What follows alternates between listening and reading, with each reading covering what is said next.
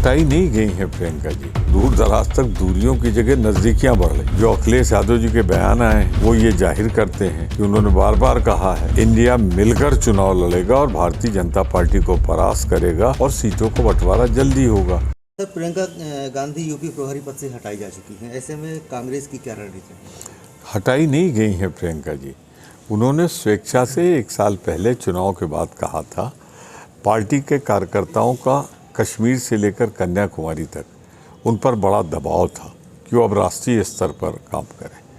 उनकी प्रतिभा से ही उनके सराहनीय संचालन में हमने हिमाचल जीता, कर्नाटक जीता, तेलंगाना जीता।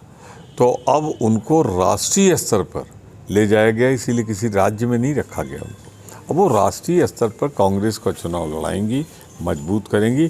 तो मैं इसे कहूँगा कि उनका एक तरह से प्रमोशन हुआ है राष्ट्रव्यापी कश्मीर से कन्याकुमारी तक। यूपी में कांग्रेस और सपा के बीच दूरियां बढ़ती जा रही हैं। दूर दराज तक मैं तो बहुत करीब से देख रहा हूँ, दूर दराज तक दूरियों की जगह नज़दीकियाँ बढ़ रही। जो अखिलेश यादव जी के बयान आए हैं वो ये जाहिर करते हैं कि उन्होंने बार बार कहा है इंडिया मिलकर चुनाव लड़ेगा और भारतीय जनता पार्टी को परास्त करेगा और सीटों को बंटवारा जल्दी होगा। राम गोपाल यादव जी के बहुत से बयान आए हैं। तो अब मैं नहीं जानता किस बयान का जिक्र कर रहे हैं।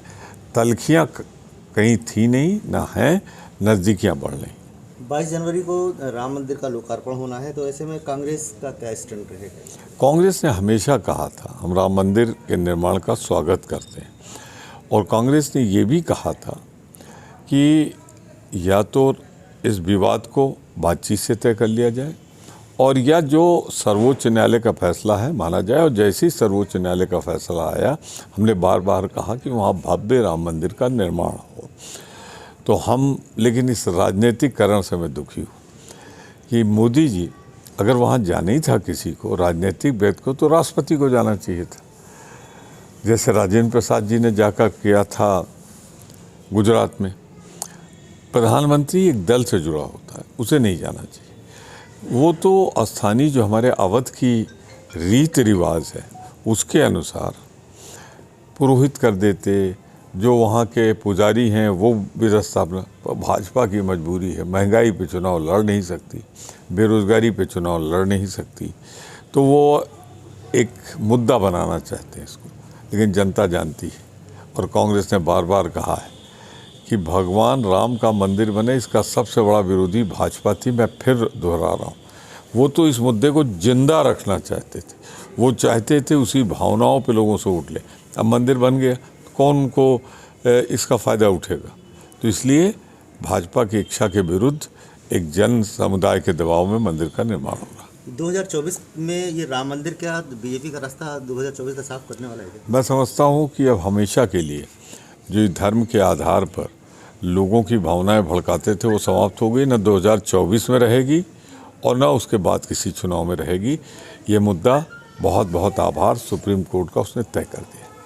गठबंधन की बैठक में पीएम के चेहरे को लेकर खड़गे जी का नाम सामने आया है, तो क्या लग रहा है कि ममता जी ने और केजरीवाल जी ने जब इंडिया की बैठक हो रही थी तो उनका नाम सामने प्रस्तावित किया था, लेकिन खड़गे जी ने उसी बैठक में साफ कर दिया कि वो हमारे राष्ट्रीय अध्यक्ष, हमारे नेता विरोधी दल हैं, कि